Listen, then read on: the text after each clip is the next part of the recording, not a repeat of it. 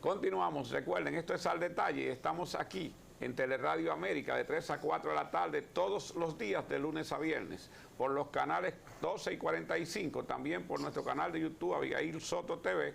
Usted puede darle seguimiento a nuestro programa. Peña, ¿usted iba a entrar? El doctor Valcárcel habla que podría haber una situación en donde el ciudadano no acuda a vacunarse con esto de eliminar la mascarilla, de no exigir sobre todo la tarjeta de vacunación. Pero él tiene la teoría de que ahora es cuando los que no se han vacunado deben acudir. Parecería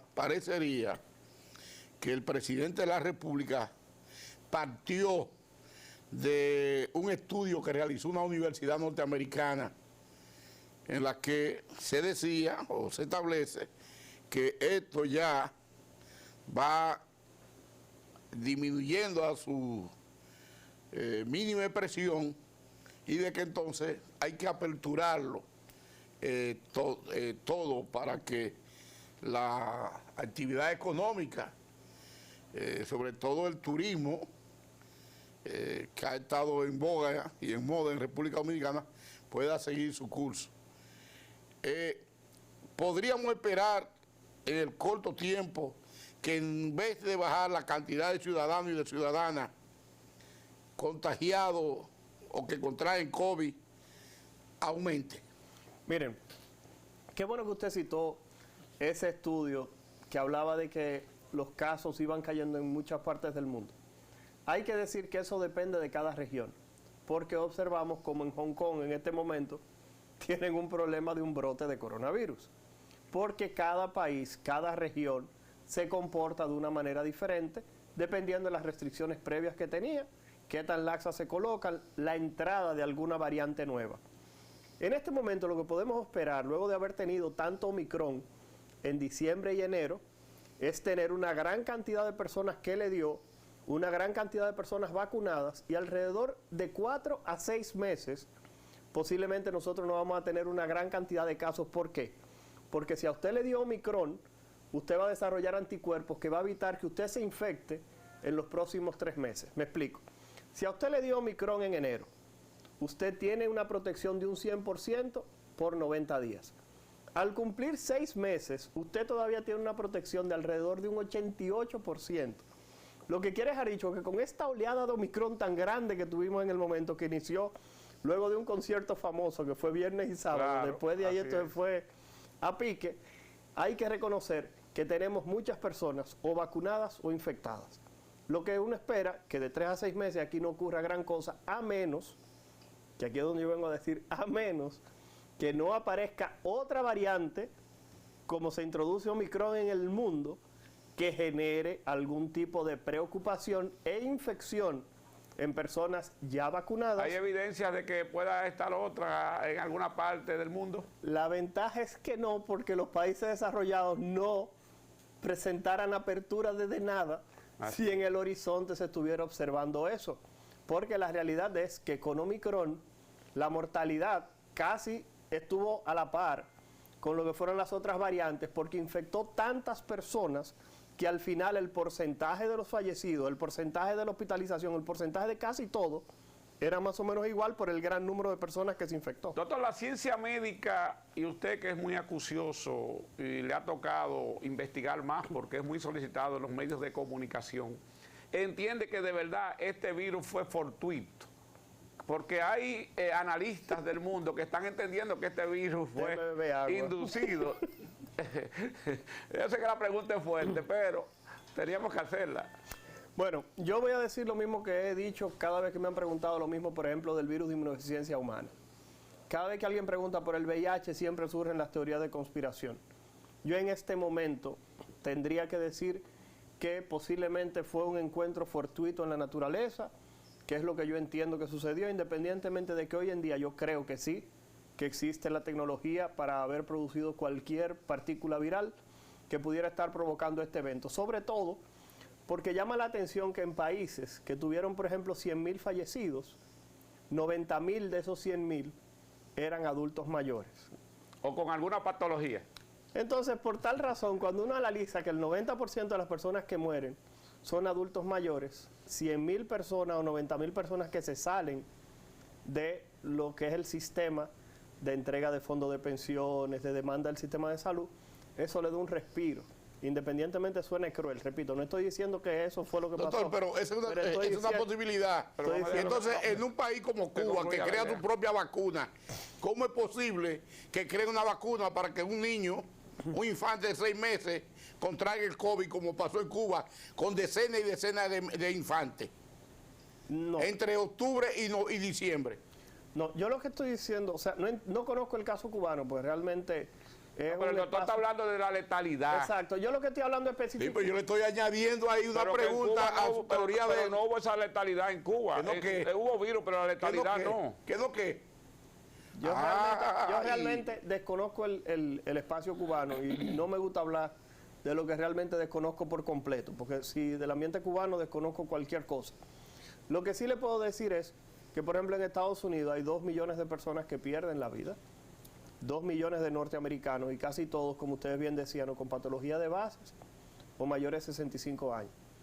Entonces podemos apreciar de que esos números son números que pueden generar algún tipo de situación que se analizará a futuro en lo que es la parte económica, la repercusión que eso pudiera tener a nivel económico, porque eso simplemente genera un respiro desde el punto de vista de lo que es la erogación. Es tanto así que en algún momento hay personas que han llegado a cuestionar lo que fue el momento al inicio del coronavirus del cierre de la economía. Me explico. Permitieron que el coronavirus infectara a muchas personas en la comunidad y posteriormente encerraron a todo el mundo. Exacto, que ahí fue que vino la generalidad del contagio. Entonces, juntaron a los más jóvenes, que eran los que estaban expuestos, con los adultos mayores que estaban en los hogares. Y hay algunas personas que llegaron a comparar eso hasta con situaciones de genocidio, porque justamente lo que hicieron fue quizás poner más de cerca a los más vulnerables con aquellos que estaban más en contacto desde el punto de vista teórico con el virus. Todo eso son teorías que en algún momento alguien está escribiendo un libro por ahí que lo va a publicar y va a hacer una serie de Netflix en 6 meses. Pero la teoría suya se inscribe en lo que uno ha estado analizando, de que tanto en República Dominicana como en el resto del mundo, o sea, la letalidad se ha inclinado a los mayores de edad y a personas que tengan problemas de diabetes grave, problemas de corazón grave y problemas de los riñones. Obesidad. O sea, ninguna persona con esa patología escapó del coronavirus. Pero déjeme decirle que así como dice el doctor que posiblemente alguien en 6 meses va a hacer una serie de Netflix, si usted busca, valga la publicidad, ya desde a principios del coronavirus ya hay documentales que hablan de cómo queda la población más fuerte, es la que sobrevive a diferentes situaciones. O sea que alimentando esa clase de teoría pudiéramos pensar que sí se trata realmente de un virus inteligente que vino, dicho cruel como usted dice, a solamente dejar a las personas más saludables. A los más aptos. Exacto. Bueno. Doctor, ¿qué haremos nosotros en República Dominicana? ¿Qué hará el sistema de salud?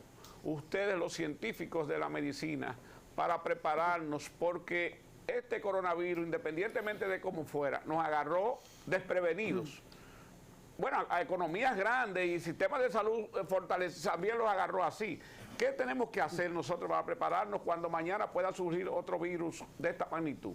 Bueno, lo primero que hay que decir es que todo lo que se ha hecho con el coronavirus no se puede desechar.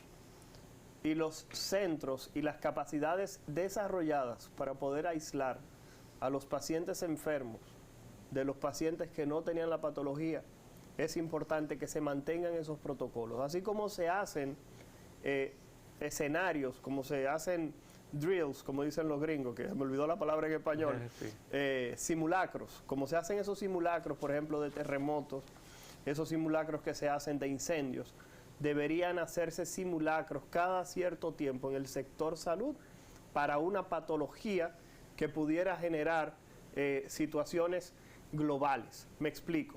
En su momento en la República Dominicana se preparó el Ramón de Lara cuando se incrementaron los casos de ébola en lo que fue el sur de África, entonces el suroeste de África. ¿Y qué ocurrió? no tuvimos la suerte de que no llegó nunca un caso de ébola. Sin embargo, si se hubiese presentado un caso de ébola, ya se tenía el escenario de acción en un centro de salud. Pero el asunto es que en este momento nos dimos cuenta de que tener un solo hospital, tener un solo centro de referencia, quizás no sea suficiente. Y generar capacidades en todos los puntos del país es importante. Y esos trajes, por ejemplo, que teníamos de bioseguridad, esos trajes van a desaparecer inmediatamente la pandemia deje de manifestarse.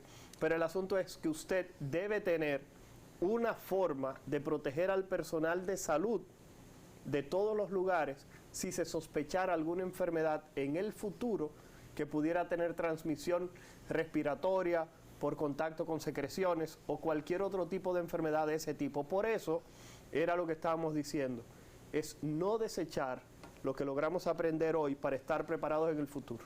Yo pienso que cada médico, doctor, tendría, y hasta quizás todo el personal de salud, pero los médicos fundamentalmente, que guardaron como hacen los militares, tienen un uniforme de gala para momentos especiales. O sea, tener ese uniforme de protección para cualquier cosa que se presente en el futuro, ¿verdad? Bueno, mire, yo le voy a decir algo, y mucha gente quizá no lo sepa, y voy a mandar un saludo al doctor José Puello, que trabajaba en el Ministerio de Salud Pública y fue director del CENSET, del Centro del Control de Enfermedades Tropicales, por muchísimo tiempo. Y trabajó también en el Viceministerio de Salud Colectiva. Una noche me llamaron del hospital para decirme que una peluquera, una salonera, que trabajaba en uno de los países que tenían los brotes de ébola en ese momento, estaba en el hospital siendo atendida con fiebre, dolor de cabeza y vómito. O sea, los síntomas de la enfermedad. Los síntomas del ébola, igualito. Y la paciente estaba en la emergencia. Yo llamé al doctor Puello y le dije, Puello, me están llamando del hospital que hay una paciente con esto, esto y esto. Yo necesito que tú vayas, por favor, o mandes a alguien a tomarle una muestra. Y si la prueba de malaria sale negativa, porque era más probable que fuera malaria que ébola, si la prueba de malaria sale negativa, avísame para no ir al hospital. Porque la realidad es que el ébola, a diferencia del coronavirus, que tiene una letalidad en el país bajísima de un 1% y a nivel mundial de un 2%, estamos hablando de que el ébola en ese momento tiene una letalidad de un 35%. O sea, que el que tocaba era... Uno de cada tres se moría. Entonces, por tal razón hay que entender que en ese escenario esa paciente entra, se atiende, y ese personal de salud que atendió a esa paciente, gracias a Dios era una malaria, pero la realidad es que en ese momento esa paciente que llegó, si la prueba de malaria hubiera salido negativa, lamentablemente todo el que estaba en esa emergencia, desde el que la recibía afuera, inmediatamente ese hospital hubiera tenido que ser cerrado por completo. O sea que estamos hablando de que ese tipo de respuesta no está desarrollada en nuestro país, porque no estamos acostumbrados a ese tipo de escenario. Valió la pregunta, porque mire qué buen dato ha surgido, de que también en esa parte debemos prepararnos, o sea, un sistema protocolar de recibir el enfermo casi aislado de los demás, hasta que se determine qué patología tiene. Claro. Y eso pudieran aplicarlo tanto el sector público como el privado. Claro que sí.